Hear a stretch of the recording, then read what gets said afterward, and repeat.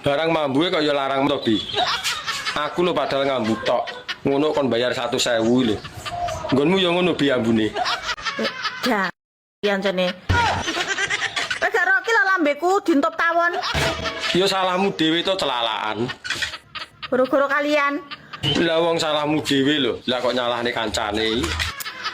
Sing ngongkon kowe ambus-ambus tok kaya kirik sapa? Lah penasaran lho, tibake lho ambune kaya ngono. Getun aku.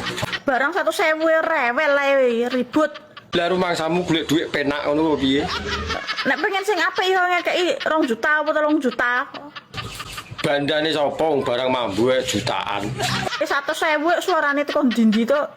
Sawangane kere men lho. Lah 100.000 lho yo akeh rumangsamu. Ngelak ngomong. Guru-guru kowe lho iki dintop tawon aku. Syukur.